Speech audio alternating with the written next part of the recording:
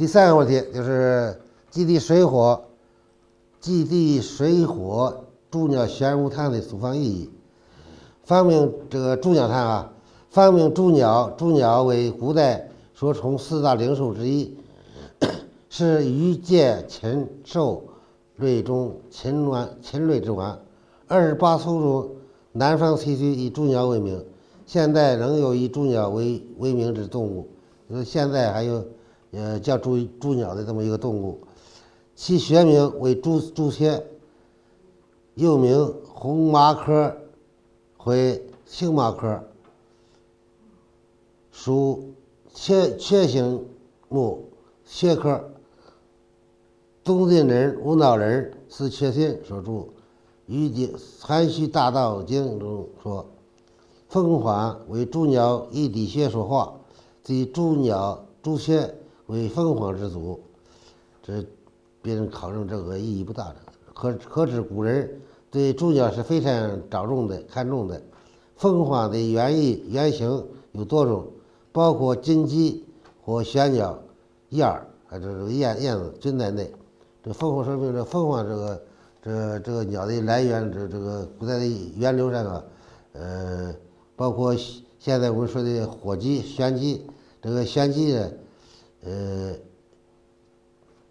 金鸡或玄鸟，金鸡是火鸡，这个玄鸟呢是指燕子。我们这个这个燕儿，这个春天往北方的，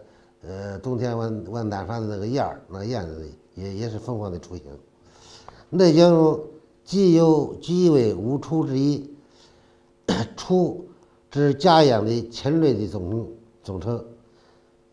也有两足而羽为禽，四足为毛为兽之说。这个在四象当中啊，就是唯独是个鸡，这个助鸟，这个鸡这个动物它是两个腿的，别的这个虎啦什么这个龙啦都是龙的腿那个爪子更多，那都是以四个足的为兽。所以说这个四兽餐，实际上这个四象里边这个兽类有兽类，还有一个禽类。禽类就是这个鸡是两个腿的，也有的人用圆毛和扁毛来区分。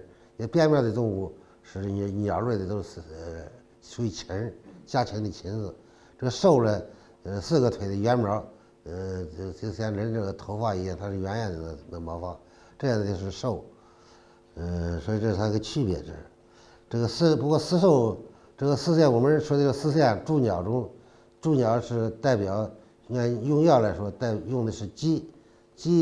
它是一个两个腿的扁毛的，所以说它禽类药，家禽的禽。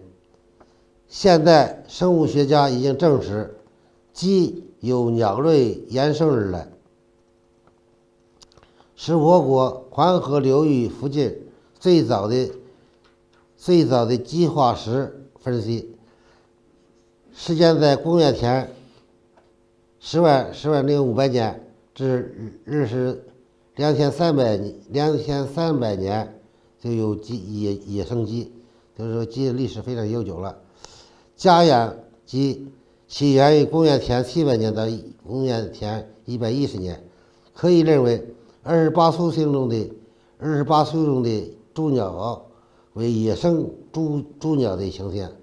也就是说，为什么把这个鸡当成助鸟的代表，用这个鸡蛋的鸡子黄来作为它药物，是因为这个当时用的可能是野生鸡，不是说家禽家养的这个，因为在那时候已经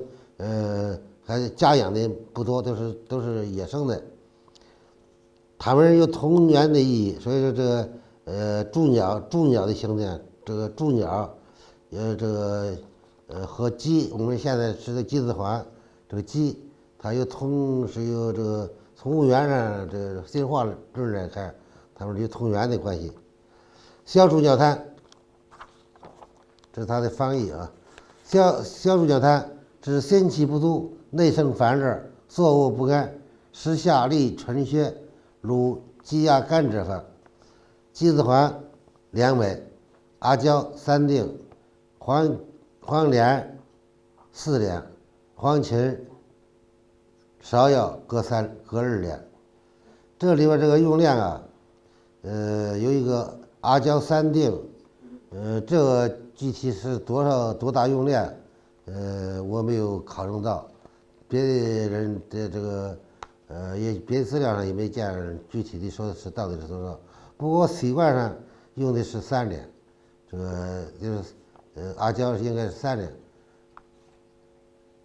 上五味，以水6升，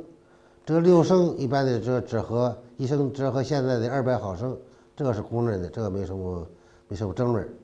以水6升，先煮陈连芍3物，取3升，去丝，内纳胶，更上火，令阳定，取下待小冷，下鸡子环，复令相得，搅令相得，温服7格，2、3服。这段的比较好理解，就是说7格可能有的人不太熟悉，就是1升等于10格，这1升200毫升，10格是20毫升，20毫升算1格，可以这样理解啊。这个比较简单，这没什么不好理解的。下火热之气过坎，则为火邪。因为这个消暑焦痰症治疗的是这火邪过坎，这热的一个症状。肾则流毒，肾之为毒，流行一方一时，故谓之为天性弱病。火热之邪，虽好阴也，如易所谓造化万物，莫叹乎火。人感受火热之邪，虽以山浊阴水而为燥，心为真水所藏之地，被火热毒邪山豪而不速为赤，运则柔软之气化，则曰心气不足。这解释这个为什么这个条文是开头就是说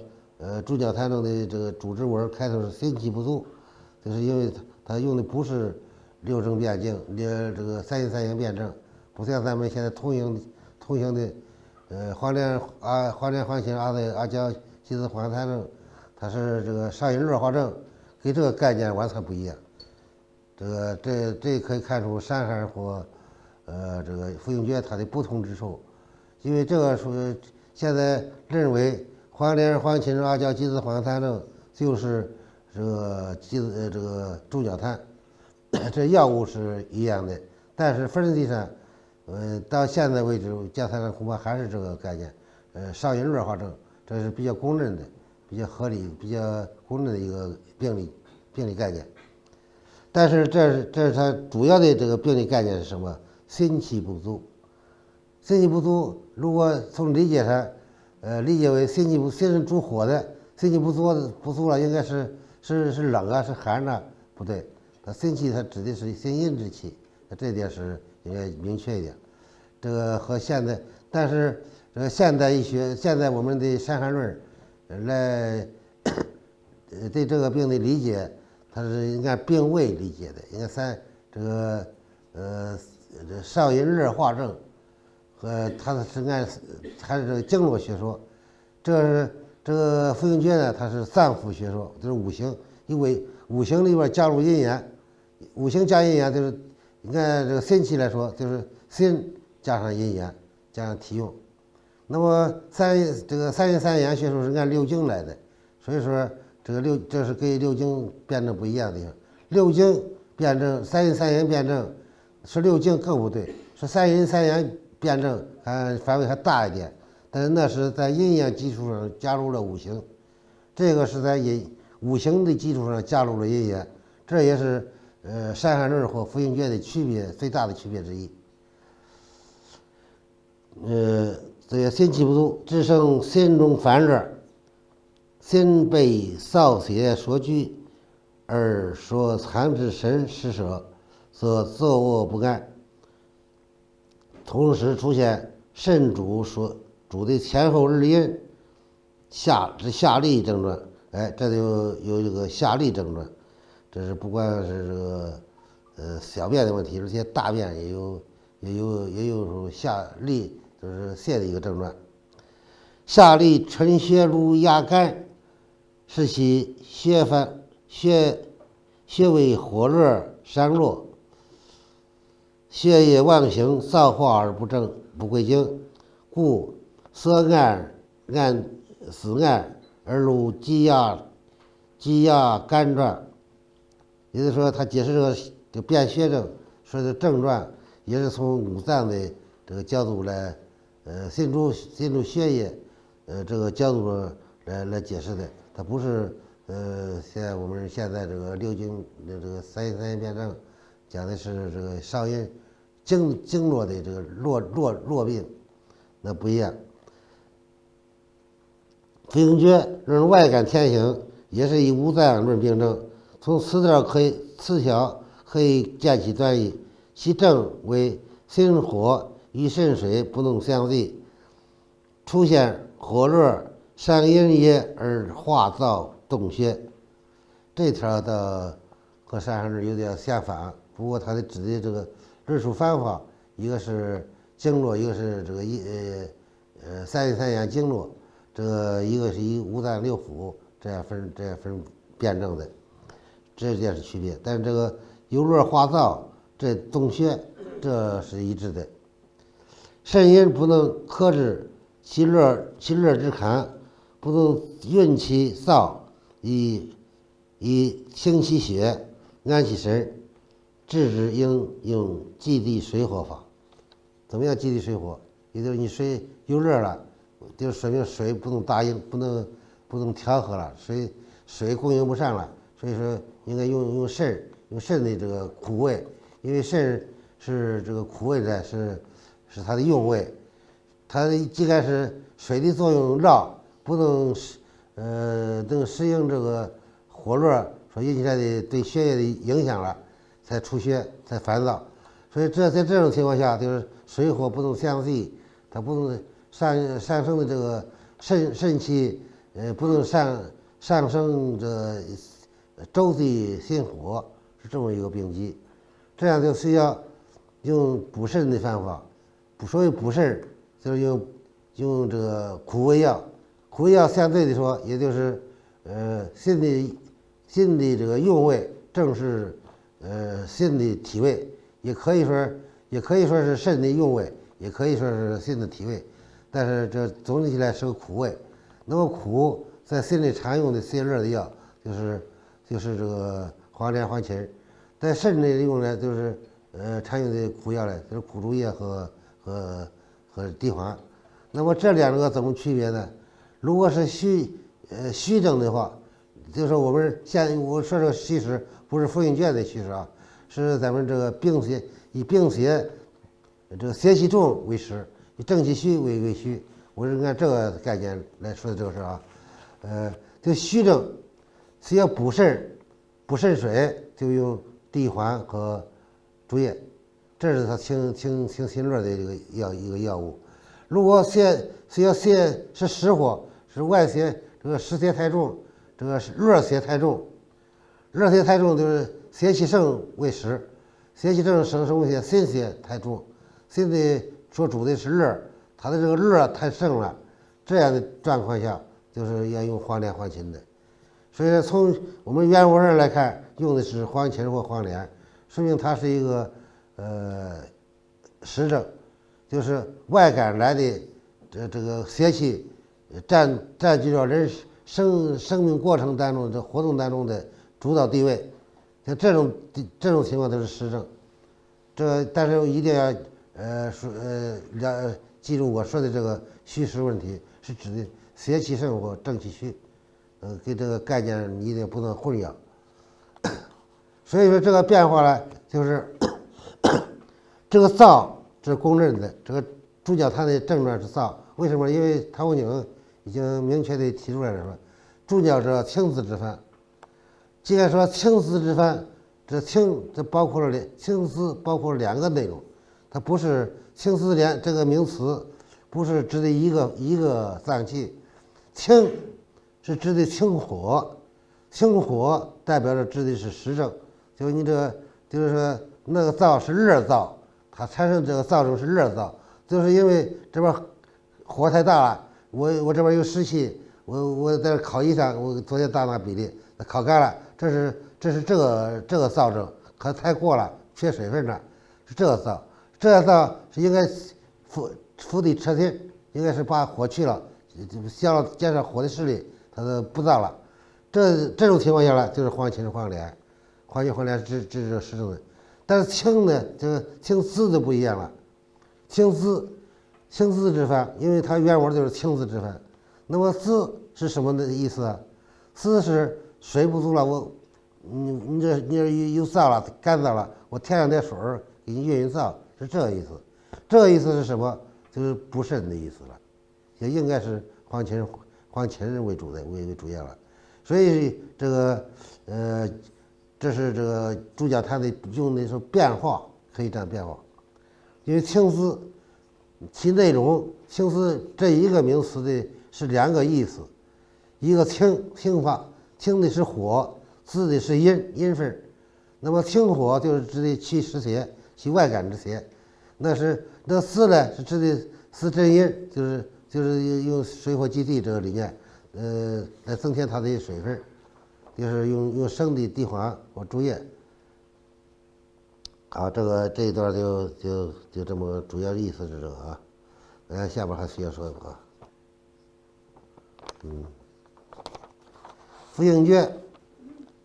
以铭文说此饭是青丝之饭，后边还是提出这是鸡子黄为主，是认为该症之火爆为燥之因，主要在于水不之火，滋不胜燥，更督促了正气内存、邪不可干的这个养生之意。对这个丝啊，这个丝也可以这样理解，就是本身这个主角它本身就有丝的一部分，它那个青丝本身怎么解释啊？本身的丝是指的这个丝这个字是讲的鸡子黄和阿胶，它们都是滋阴的药。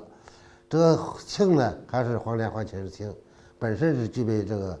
个青丝两个功能。但是如果真是关于这个燥的来源不是阴分受损，而是这个燥热过盛，就热燥，那个就没有必要这个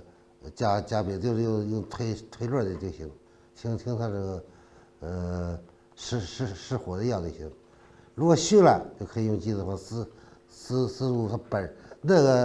那个鸡子黄或阿胶这两味药是直接不是水火既济的意思了，它那个是这个阿胶还可以用水火既济来解释，鸡子黄它不用，为什么呢？因为鸡本身是属于心的一个因为火鸡嘛，因为是助鸟，红颜色的鸡，所以它本身就具备了清心火的治心火的这个内容。但是阿胶就不行，阿胶因为它是皮是发黑色的，是归肾的，是补肾阴的。在这里也阿胶或黄芩或鸡子黄这两味药也是同样的具有这个补肾水、滋肾阴的这么一个理念，也得包括了有水火既济的这么一个概念在里边。所以它原方这就分三个路子，第一是热燥，这个清热的药，黄连、黄芩为主，这是治湿热。如果用生的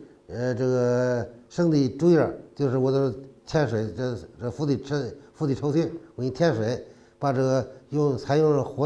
水能克火的这个理念来测那个热。但是这滋的药呢，青丝的药呢，也就是说，滋的药本身是心脏本身的这个阴分，可以用鸡子黄，就是用补肾的药、滋肾水的药来解决缺水的问题、缺阴分的问题，就是阿胶。所以说，这就在我们用药的时候就有选择了，也不见得你比如说，我看心阴不确的，那不用这个鸡子黄也可以。如果肾阴不足没有不足的症状，就可以不用阿胶，是这个意思。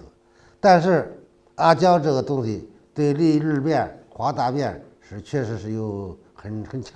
比较强的作用。它是治这个下痢啊，它治的下痢是这个这个大便是做粘滞不畅的那一种，那一种下痢比较好。我的体会是这样的，因为它通大便、运大便，这阿胶能通大便，这点是比较明显的一个作用。但是鸡子黄，它俩可以说是一花一色。这鸡子黄它是涩的，它是治大便。如果我们用的药过于泻的重的时候，泻无度，这时候呢可以用鸡子黄起个涩补作用，因为它对肾的作用是比较强的。再一个比较典型的一个症状，这个鸡子黄里边，那现在医学说它含有这个核黄素比较多，维生素比较多。但是有一个症状就是口舌生疮，可以说是这点在这个用药方面是中西结合，完全可以行通。因为核黄素缺乏可以引起口腔溃疡了，这是大家伙的常识。因为在热性病当中影响到这个核黄素的缺乏引起食炎，像这种情况也不是，虽然不是常见也有。说这样一说用鸡子黄，那就是很有道理了。所以如果我们搞中西结合的时候，这可以作为一个切合点。而且鸡子黄治小儿口腔炎、治这个黄水川过来说都是很有效的一个药。比如说这个食炎、这个口腔溃疡，小孩儿就是这常见的，这现在也常见。就用鸡子黄油、鸡蛋黄在这个锅里烤，烧干，让炼出那个鸡蛋油来，用那个油抹就很快就好。这个方子不但治口腔炎，包括这个一些湿疹、这个皮肤的红疹什么的，效果都是很可观的。这口腔炎、这个口角炎，就是我们说的缺乏核黄素症比较有效的。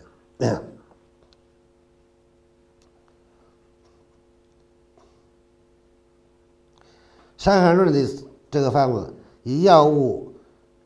名称为鸡子黄阿胶，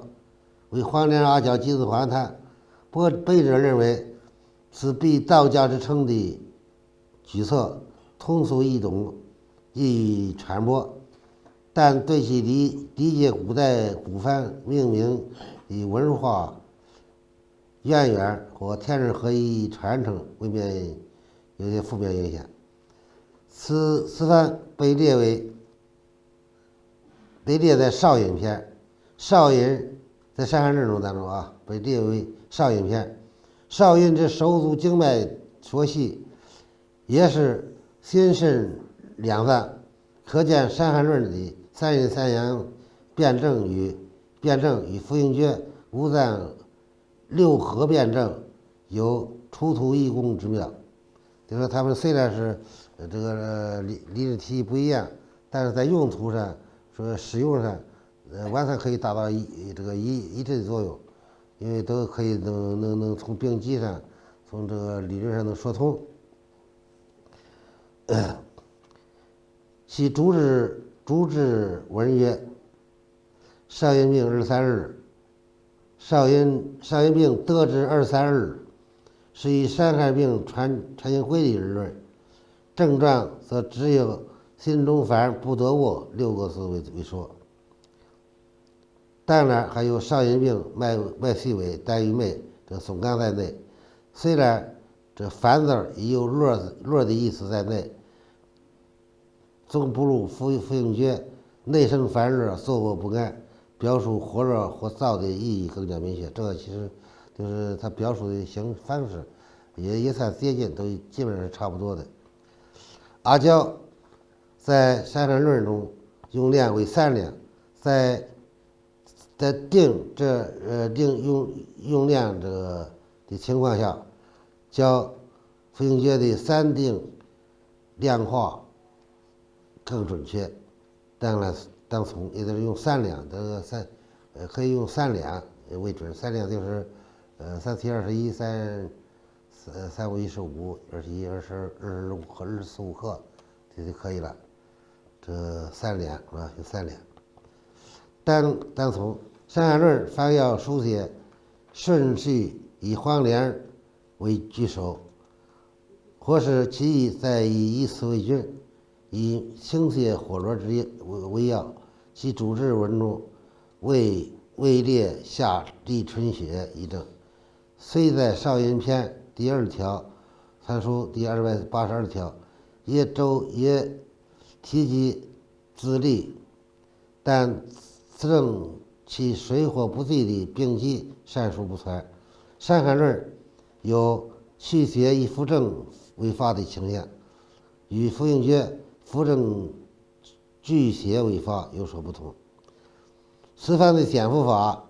这个日书文意略同，但秦连少3、5前取之水，复兴诀用为3升，此有稍多之嫌。北之认为可取《伤寒论》用2升之说为妥。这是他用多水，我的这个考证，还是用2升为主，就400毫升。还说给季子清的对比，在这个季子环记载的记载文献记载上，说季子清的多，尤其文明家都用这治文明用季子清的比较多，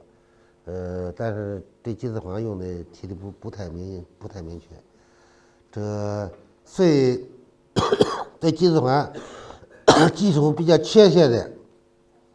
是在本草纲目上，所以说它的出现的可能晚，因为这个本草纲目是明代的著作，唐代的著作当中基本上不见季子环，但是可以见到季子白、季子清，尤其文明家用的多一点。再说这个鸡作为这个方名，这个猪鸟汤啊，作为四神方的方名，这里边有它一定的。可能还得有别的含义，什么含义啊？就是说，这鸡是一种信物，它是什么叫信呢？它人之离信，它是讲这个比较有准确的，到时候它大名，这名说大名，这个鸡叫3面的天子名，有这个规律。往往这个药性啊，你说不清它是怎么回事，它就有这个功能，像鸡大名这个事儿。几千年记大名都知道他到时候的叫，到天明都快天明的叫，但是为什么叫，谁也闹不清，这就成神了。所以说为什么叫四神方，可能也有这个意思。这个神怎么能解决？明白了都这个见怪不怪，都不感到稀奇了。现代科学，我查了一些资料，在那个药性谈真上可能写上了。就是记大名为什么要大名？这现在科学已经能阐述清楚的问题。这就不现在说我们可以说不是多神奇的事了。但是是不是有些问题都是这么清楚呢？不会的。你比如说验之无己、合并半夜这些问题，这都是对它的性质，这个药物的性质有关系的。燕子都是春去秋去春来的那个燕子，那个燕子在我们北方来大窝，它也叼你一大窝，就是这个叼你啊，它不是随便叼，它这个在这个10天当中，我们都知道，我们中国文化，计算2字是用天干地支计算，这个就是这个天干里边，这个戊己2甲乙丙丁戊己庚辛壬癸这10个字当中有10天也是属土的。一个阴土，一个阳土的戊己，戊己不叼你，这个燕子本身，它的戊己2，它不打窝，不叼你，它不动土，这是什么原因呢？就是我们搞中医的，应该熟悉中医计算计日的基本方法的同志，咱们也不会这么熟悉，我都不会。你叫我算哪天是无忌日，我说上了吗？就下三卦那算卦先生也得合上眼儿，也得还得论之一算，还得数一回，才能知道哪天无忌日。所以说，它为什么一个动物，它都有这种功能？它和科学有什么关系？这是不是一般聪明人他也不会算无忌日当无忌日的，但是燕子就行。这都是个科学解释不了的问题。但是这外国人有没有无忌日不掉你这个说法？也不可能有。我估计我不知道，我没考证这事儿。但是燕子在我们中国的燕子反正会，但是而且有一个观察出规律了，无忌不跌不献吉。这无忌日它都不打窝，他是怎么知道的那一天是无忌日？难道给人还聪明？他还更会计算花甲子？那不会的，他都有那天生有那功能，但是这个功能到底是如何来的，我们是不知道，要依赖这个文明的这个技术发掘，比如说金字塔，那也有这方面的问题，那里边老些的问题，所以说我们不要认为现代的都是最科学最先进的东西，它有老些的问题解决不了，有些不能解释不了，而且呢，这个你比如说喝着夜半这个现象，也是常见。我们北方没有先河，所以说对这个事儿体会不深。这个无忌不献吉，反正有体会，别人也观察过。而且南方的燕子到我们北方来，今年住到哪里，明年还在哪去？那燕子还是那个燕子吗？这个倒有人考证过，说还是还在那家大窝，还在那燕子，这个那一窝那大窝还住那儿，因为它丢个标记就行了，这个好考察。今年燕子偷走一天，逮住它，腿上拴个标记，写上红色的布条，为什么呢？但明年那个燕还是那个燕又回来了，这说明它有多大的记性啊！这哪的燕子来的不知道，但是它起码是在不冷的地方，是应该是超过长江黄河了，上南方了。所以这种东西，科学性在哪呢？还在人们在揭示来发挥好了，我们不能白发挥，既然发挥的要有用于我们这个事业上来，也按咱们治病来说，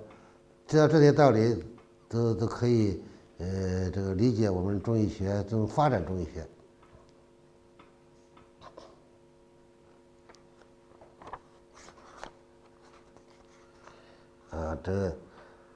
这个鸡是归八卦，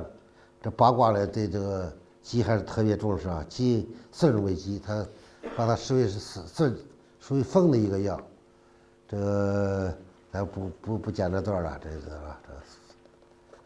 因为在周易形成年代是在周朝，这说明这个肾为鸡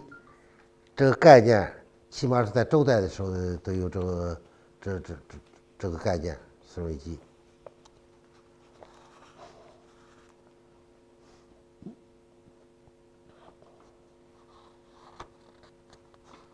啊，